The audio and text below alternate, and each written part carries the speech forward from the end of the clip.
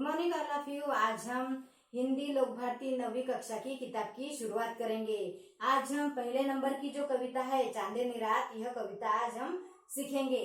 चांदनी रात का अर्थ है चांदनी यानी चांद।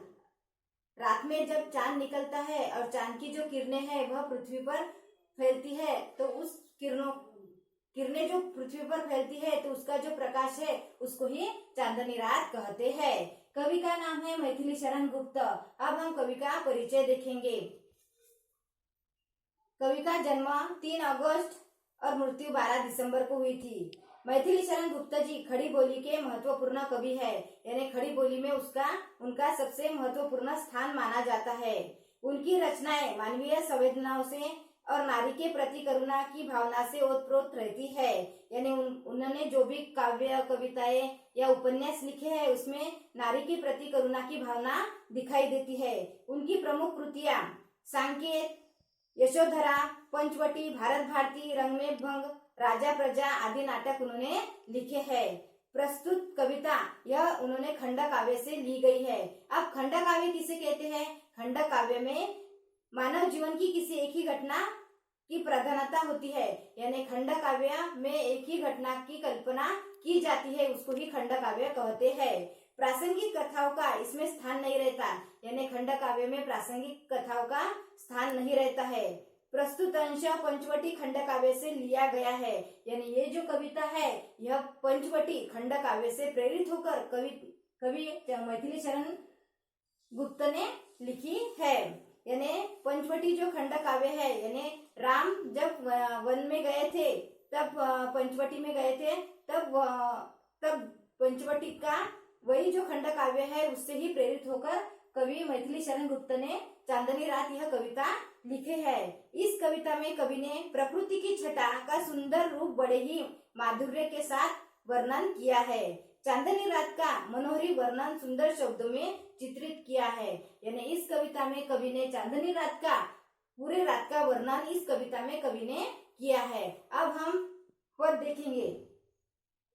चारु चंद्र की चंचल किरणें खेल रही है जलथल में, स्वच्छ चांदनी बिछी हुई है अवनी और अंबर तल में। यानी चारु चंद्र की चंचल किरणें, यानी चांद जो है वह चांद की जो चंचल किरणें हैं वह किरणें चांद की जो किरणें हैं वह पृथ्वी पर आती है, और वह जो किरणें हैं वह कवि को ऐसा आभास हो रहा है कि जल में और थल में, जल यानी पानी और थल यानी भूमि, यानी चारु चंद्र की चंचल किरणें खेल रही है जल थल में, यानी पानी में और जमीन पर चांद की जो किरणें हैं वह खेल रही है, ऐसा आभास कवि को हो रहा है। स्वच्छ चांदनी बिछी हुई है अवनी और अंबर तल में। स्वच्छ चांदनी यानी चांदनी जो रात है, उस रात में जो चांद है वो चांद की जो किरणें फैली हुई है वह स्वच्छ, पूरा जो प्रकाश है वो स्वच्छ कवि को दिखाई दे रहा है। अवनी और अंबर तल में, अवनी यानी पृथ्वी और अंबर यानी आकाश, यानी पृथ्वी पर और आकाश में कवि को चांद का स्वच्छ प्रकाश दिखाई दे रहा है। इसलिए कवि इस पंक्तियों में कहता है स्वच्छ चांदनी बिछी हुई है अवनी और अंबर तल में, यानी स्वच्छ प्रकाश बिखरा हुआ है पृथ्वी और आकाश में। दूसरे पद में कवि ने कहा है पुलक प्रकट करती है धरती हरिन तृणों की नोकों से, मानो झूम रहे हैं तरुभी मंद पवन के झोंकों से।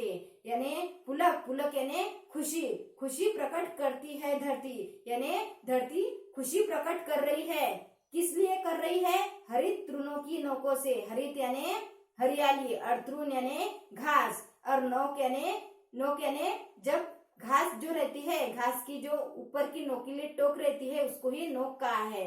यानी जब हवा आती है तब हरी जो घास है वह इधर उधर डोलती है, तो वह डोल रही जो घास है वह अपनी खुशी जाहिर कर रही है, प्रकट कर रही है कि कितनी सुंदर चांदनी रात है और उस रात में हम खुश है, ऐसे खुशी प्रकट कर रही है। मानो झूम रहे तरुभी मंद पवन के झोंकों से, यानी मानो झूम रहे हैं तरुभी, तरु यानी पेड़, यानी पेड़ के जो पत्ते हैं वो भी डोल रहे हैं, झूम रहे हैं। झूमना यानी नाचना, तो झूम रहे हैं, इधर उधर गिर रहे हैं मंद पवन के झोंकों से। पवन यानी हवा, हवा का जब मंद या हवा जब आहिस्ता आहिस्ता से आती है तब हवा के झोंकों से जो तरु है यानी पेड़ है, पेड़ के जो पत्ते हैं वो इधर उधर हिलते हैं। तो वो जो पत्ते हिल रहे हैं वो भी अपनी खुशी प्रकट कर रहे हैं। जिस तरह से घास अपनी खुशी प्रकट कर रहे हैं उसी तरह से पेड़ के जो पत्ते हैं वो भी हवा जब मंद आती है तब मंद पवन के झोंकों में वो इधर उधर डोलती है, हिलती है, तो वो भी अपनी खुशी प्रकट कर रही है। यानी चांदनी रात में घास और पेड़ दोनों भी अपनी खुशी प्रकट कर रहे हैं। इसलिए इस दूसरे परिच्छेद में कवि ने यही कहा है कि धरती माता दो उदाहरण देके अपनी खुशी प्रकट कर रही है, एक घास का और दूसरा पेड़ का। अब तीसरे परिच्छेद में क्या ही स्वच्छ चांदनी है यह, है क्या ही निस्तब्ध निशा। स्वच्छ चांदनी यानी ये जो चांदनी है वह स्वच्छ, क्या ही स्वच्छंद चांदनी है यह, है क्या ही निस्तब्ध निशा।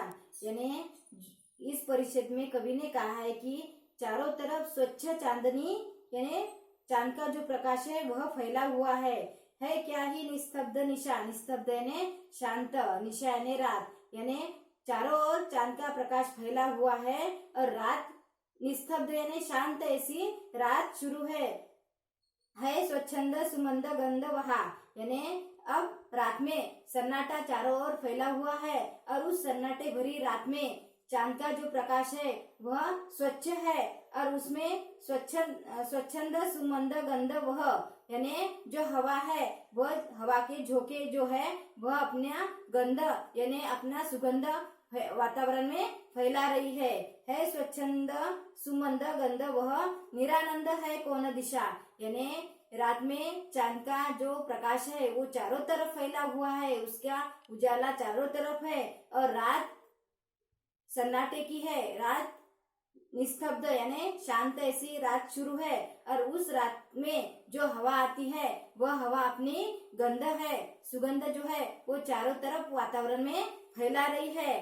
निरानंद है कौन दिशा, निरानंद यानी आनंद नहीं लेना चाहती जो दिशा है, ऐसी कौन सी दिशा है। कवि का यहाँ पे कहना है कि ऐसी कौन सी दिशा है वह रात में खुश नहीं है, तो चारों दिशाएं खुश है और अपना आनंद ले रही है और रात का जो चांद का जो प्रकाश है वो चारों तरफ फैला हुआ है। अब चौथे परिच्छेद में कवि ने कहा है मंद नहीं अब भी चलते हैं नियति नटी के कार्यकलाप, पर कितने एकांत भाव से, कितने शांत और चुपचाप। बंद नहीं अब भी चलते हैं यानी जब रात होती है, रात में चांद का जो प्रकाश है वह चारों तरफ फैला हुआ है।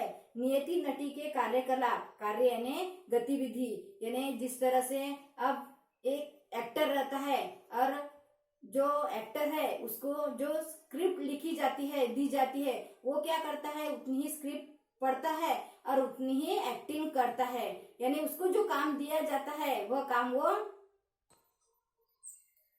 अब भी चलते हैं नियति नटी के कार्यकलाप। बंद नहीं अब भी चलते हैं नियति नटी के कार्यकलाप, कार्य यानी गतिविधियां, यानी कि बंद नहीं है। अब जिस तरह से मैंने उदाहरण दिया था कि जो एक एक्टर है, एक्टर जब अपनी स्क्रिप्ट लिख के लाता है तो उसको जितनी स्क्रिप्ट लिखी है उतना ही एक्टिंग करनी पड़ती है या उतना ही बोलना पड़ता है, यानी जितना उसको काम सौंपा गया उतना ही वो काम करता है। उसी तरह चांदनी रात में जो रात का जो काम है यानी हमारा जो निसर्ग है, निसर्ग ने जिसको जो काम सौंपा है वह काम अपने आप होता है। नियति नटी नहीं कार्यकलाप, यानी कि जिसको जो काम दिया गया है, रात में जो काम करना है, चांद का क्या काम है कि रात को उगना, सूरज का क्या काम है सवेरे उगना, यानी जिसको जो काम दिया है वह काम अपने आप चुपचाप वह करते हैं। नियति नटी के कार्यकलाप, पर कितने एकांत भाव से, कितने शांत और चुपचाप, यानी कोई ऐसा कहता नहीं है कि ये काम मुझे दिया है तो मैं अभी ये काम करूंगा नहीं, यानी जिसको जो काम दिया है सौंपा है वह काम वो चुपचाप और शांत भाव से करते हैं। इस तरह से ये चौथे परिच्छेद में कवि ने यानी निसर्ग ने जिसको जो काम सौंपा है वह काम चुपचाप और शांत भाव से वह करते हैं, इसके बारे में बताया है। यानी आज की पीरियड में हमने चांदनी रात जो कविता है उस कविता के 4 परिच्छेद जो है वह सीखे हैं। तो इसके बाकी के जो 4 परिच्छेद है वह हम अगले पीरियड में सीखेंगे। Thank you.